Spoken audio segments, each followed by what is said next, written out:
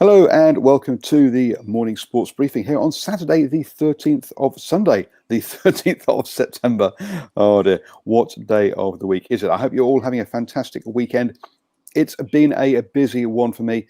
Yes, already 5 rugby games down, 2 more to get to and cover today, which is why I'm wondering which way is up in the news today. That we will go over the Farah Palmer Cup and Mice 10 Cup results.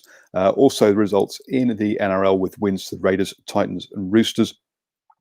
We'll bring you up to date with how the Formula 1 grid is looking for the Tuscan Grand Prix.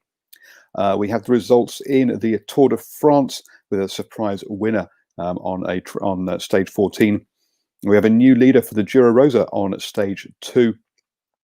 We'll bring you up to date with who are the men that have made the US Open final. We also have golf to cover as well. Let's get into that cycling news to kick us off. Soren Craig Anderson won a surprise victory at the Tour de France. Stage 14 was a transition stage, which is where they're moving between the Mesa Centrale and the Alps. And there was expectation for a break to go away and win the stage. That wasn't to be, though, as Bora Hansgrohe decided that they would keep things together to help Peter Sagan in the green jersey competition, which meant everyone had to change their tactics on the road. Peter Sagan did close the gap by 23 points against Sam Bennett, but he's still got a long way to go in that green jersey competition. And Sven-Goran Eriksson got away on the final climb to win the stage. As far as the overall is concerned, there was for the yellow jersey that Primož Roglič is still in that one. Over at the Giro Rosa, which is the biggest cycling race or biggest stage race in the women's calendar, and world champion Annemiek van Vleuten, who is the hot favourite for this race, and is also the world champion, took stage 2. She did have a mechanical and had to bridge back up, but she still managed to bridge back up and take the lead. So the Michelin Scott rider there has taken the leader's jersey in that competition. Over in the tennis, and we had the men's semi-finals yesterday, and in that one, Thurman beat Medvedev 2-6, 6-7, 6-7 to go through. So just in 3 sets. The other semi-final, wow, that one was a big comeback. Carrero Buster took a 6-3, 6-2 in the opening at 2 sets, but Verev came back with 3-6, 4-6, 3-6, and taking the last 3 sets to win that one 3-2 and go through to the final. On the women's side, we already knew it was going to be Osaka versus Azarenka in that one. Azarenka, the unseeded player, made it all the way to the final. Congratulations to her. I'm going to hand you over to Stephen now, who's going to take us through our birthdays. Thank you, Paul, and good morning to everybody. And yes, you've done a wonderful job getting around the venues, but you've got one more trip to go, and that's today with me. So quite looking forward to that. But looking forward will be our birthday recipients today. And in birthdays today, a former New Zealand Commonwealth Games representative who went on to play a bit of American gridiron, a former New Zealand black cap who became the New Zealand cricket batting coach, and finally a very good provincial hooker who went on to become an All Black, but also played for both Taranaki and Otago, and that's where we start today. Andrew Hall, born this day, the 13th of September 1978, is a former New Zealand rugby union player. He played for the All Blacks between 2002 and 2013. His position was hooker. He notably played for the Hurricanes in Super Rugby, but he also represented the Highlanders and Crusaders. When available, he played for Taranaki in the ITM Cup, and also known back in these days as the Mitre 10 Cup. Hall retired from international rugby, playing Ireland in the 2013 Northern Hemisphere Tour. That was probably a really good game to end your career on. Remember the All Blacks making that amazing comeback. He also represented the Crusaders, Otago, as well in the ITM Cup.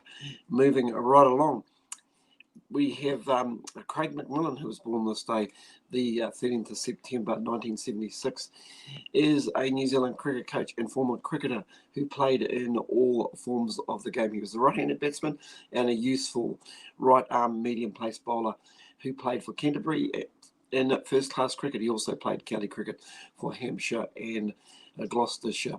He went on to become the New Zealand batting coach, and we've seen him doing a bit of work with Sky Television as a commentator, and he's also spent a bit of time as a commentator commenting on the IPL Premier League in India. That's Craig Mcmillan. And finally today, a guy I can say is a very good friend of mine, yours truly, Will Hinchcliffe, born this day, the 13th of September 1969 in Trenton, New Jersey, is a former American football wide receiver in the Canadian Football League and World League of American Football, a sprinter and a long jumper. Hinchcliffe represented New Zealand in the 1990 Commonwealth Games in the long jump. He also represented New Zealand in international bobsled competition. Hinchcliffe is the nephew of former New Zealand Prime Minister Geoffrey Palmer, a very good man, Will Hinchcliffe, and he actually spent a bit of time at the Washington Redskins in the NFL. Be an interesting guy to get on, Paul. So that's happy birthday to Will, Andrew Hoare, and also Craig Mcmillan. Back to you, Paul. Thank you very much, Stephen, for our birthdays. Moving on then into the golf, and we have three people who are in action at the moment over in the ANA Inspiration on the LPGA Tour. Lydia Ko is out on the course at the moment in round 3. She is tied 28th overall. She's 2 under for round 3 and 3 under for the whole tournament. In that one, looks like she's got far too much to come back for that one.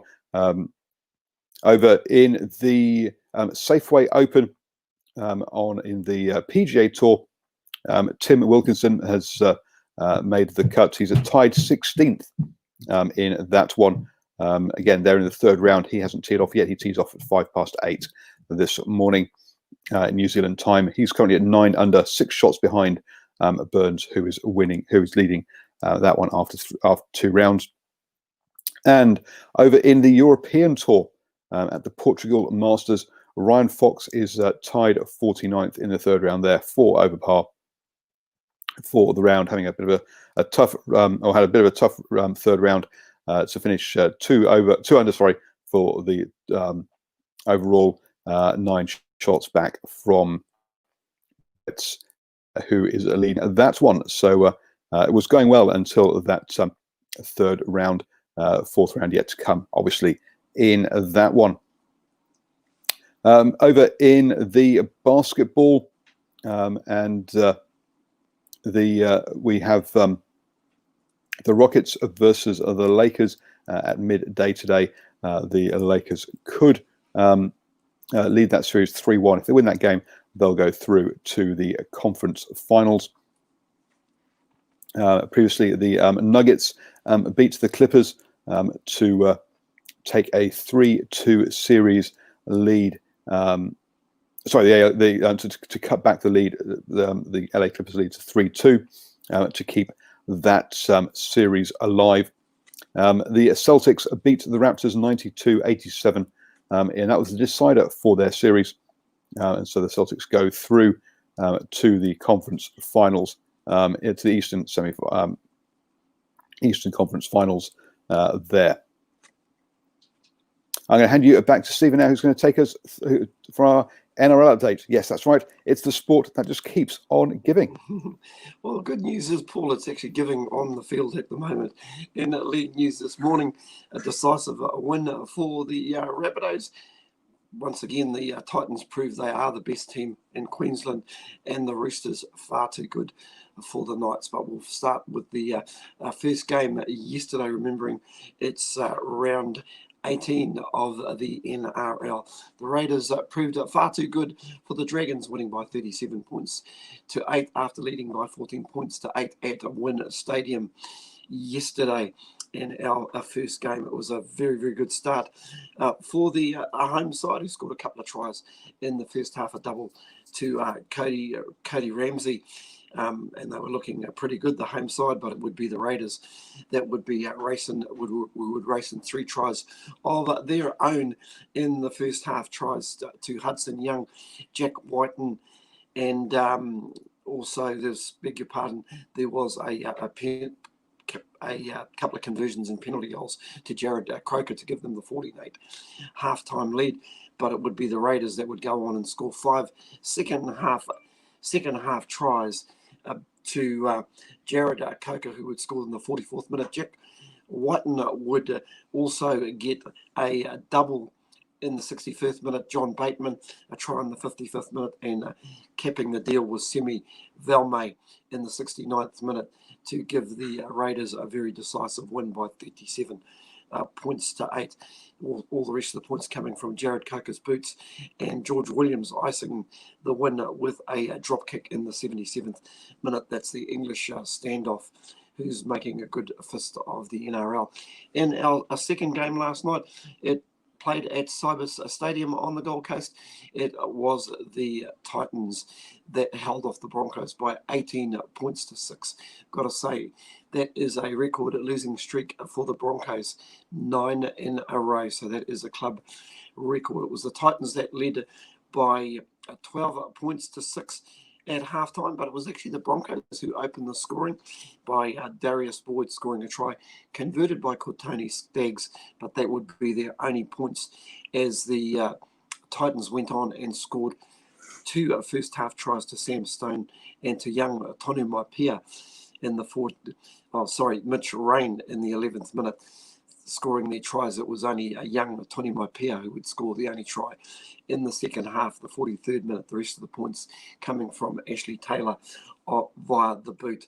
So a victory there to the Titans by 18 points to 6. And our final game, well, there was a lot expected of this game between the Knights and the Roosters, but once again the Roosters underlined their credentials, winning by 42 points to 12 after leading by 30 to 12 at half times. If we look through the Knights scoring, they had tries to Inari Tuala in the 26th minute and Gerhard Matt Shabaski in the 33rd minute, both converted by Mason Leno. Now, the points for the Roosters, they had tries to Josh Morris, who scored in the 2nd minute. Daniel Tupou scored in the 13th minute. Luke Carey in the 15th minute. Joseph Manu in the 20th minute. And James Tedesco in the 36th minute. So they scored 5 tries in the first half. We saw an entrance from Sonny Bill Williams in the second half, playing a good 25 minutes before coming on and doing a stint again in the second half. But second half tries to Daniel Tupou, who scored a double, and Luke Carey, who knocked out his second try, saw that decisive win to the Roosters, 42 points to 12. Just looking at games coming up today, we've got the Melbourne Storm playing the North Queensland Cowboys at Sunshine Coast Stadium. That's at Kawana Waters. Great spot. That's a 6:05 kickoff. And our late game is between the Sharks and the Warriors. It's a 8:30 p.m. kickoff for the Warriors. And just quickly looking at the Betfred League overnight, we saw Leeds with a late drop kick beat Huddersfield by 13 points to 12. And in our just completed game, we had Wigan too good for the Catalans, winning by 28 points to 12. But I'm sure the guys on Wednesday night, Brad and Sanjay, we'll cover off all the league results from both the NRL and Super League, remembering 8 p.m. Wednesday night on the Standoff. Thank you, Paul. Thank you very much, Stephen, for that NRL update. Moving on then into the cricket, and we had the first one-day international between Australia and England. Australia set a target of 294 for 9 or 294 in their first in the opening innings, which we told you yesterday. England were chasing yesterday, and unsurprisingly, they came up short. 275 runs in their 50 overs, so 19 runs short. However, Sam Billings did score his maiden maiden one-day international century there. So congratulations to him. Over in the Tuscan Grand Prix, and the grid has a very familiar look at the top there. The two Mercedes are on the front row with Lewis Hamilton ahead of Valtteri Bottas, and we have Max Verstappen in the Red Bull in the third position there. Moving on then to our rugby news, and in the Farah Palmer Cup yesterday, we had 3 games in the Southern Division. The Tasman lost to Wellington Phoenix 0-62. Unsurprising, really. We're expecting a big win there for Wellington. Tasman having to step up to the Premiership because of Premiership opposition because of that restructure. But anticipated game between Manukau Cyclones and Canterbury finished 10-36 to Canterbury, so a good win there for Canterbury. In the Northern Zone, we had the Waikato playing Taranaki, and as expected, that Waikato came up with a comfortable win, 76-14 in that one.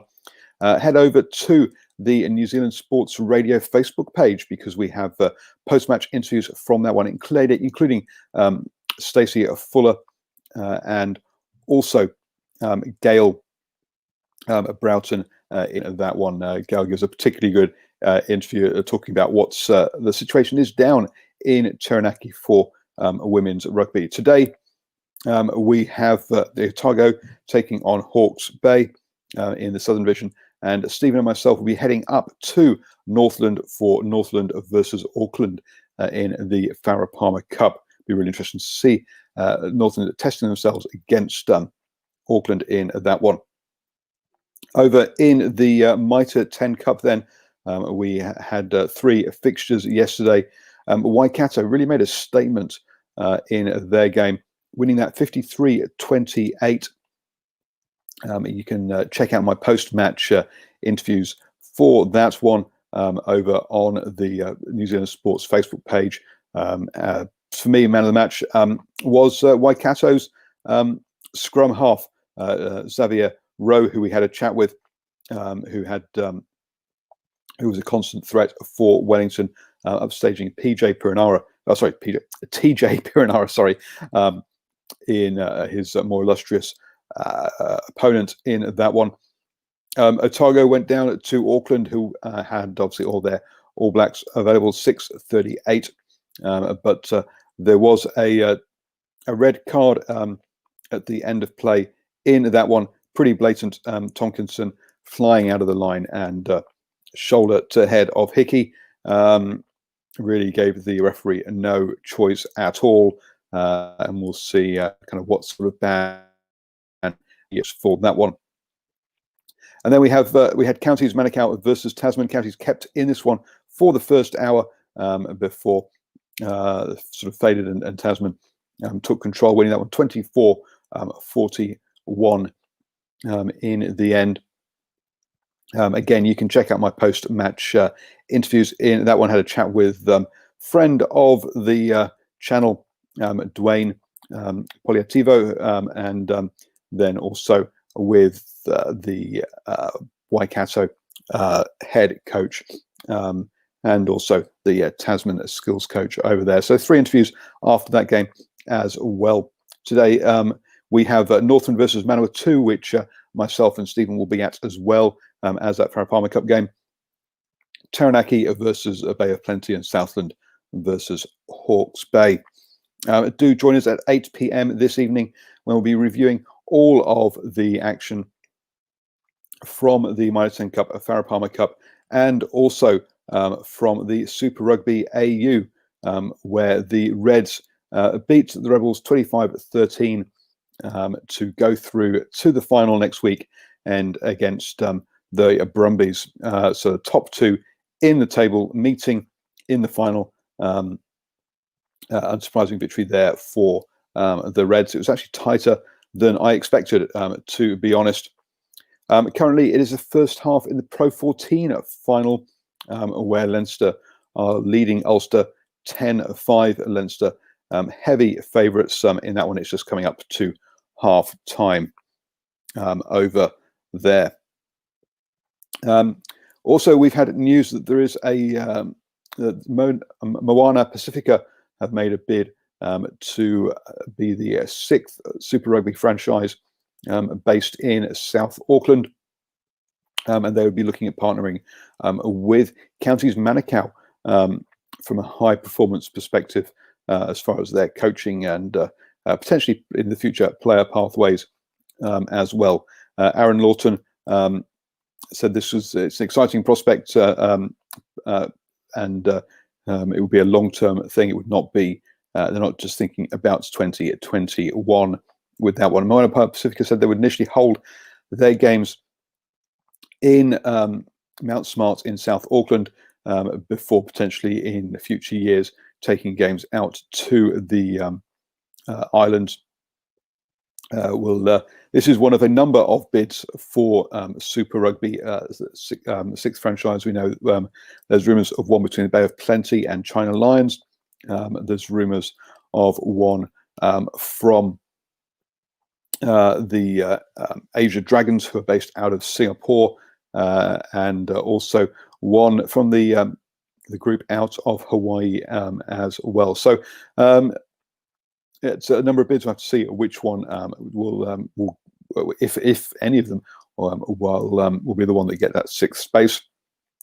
Sky said they would like to have a third game each weekend, but the team, any team that joined, would have to be competitive from year one, meaning they want quality over quantity.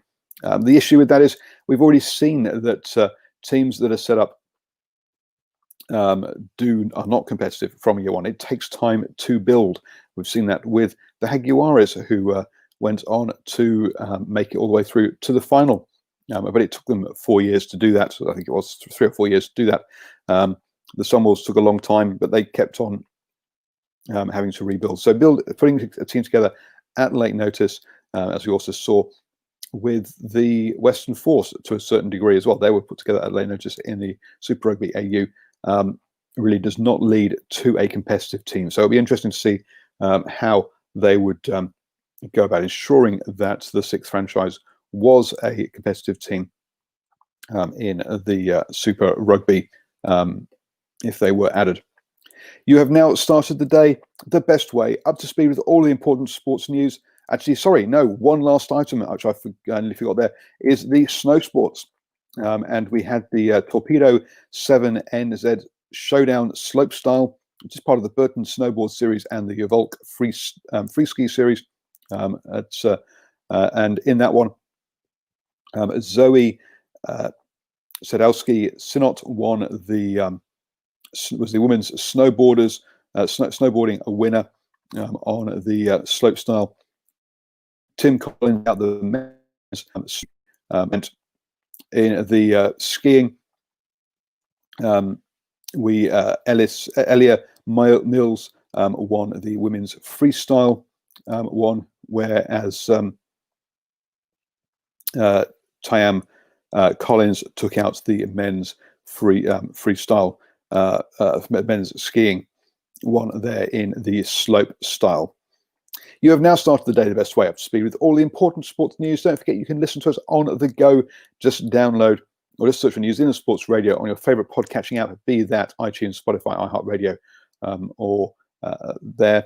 Also, keep an eye out on the New Zealand Sports Radio Facebook page for updates from that Northland, from the Northland Games in both the Farah Palmer Cup and Mitre 10 Cup today.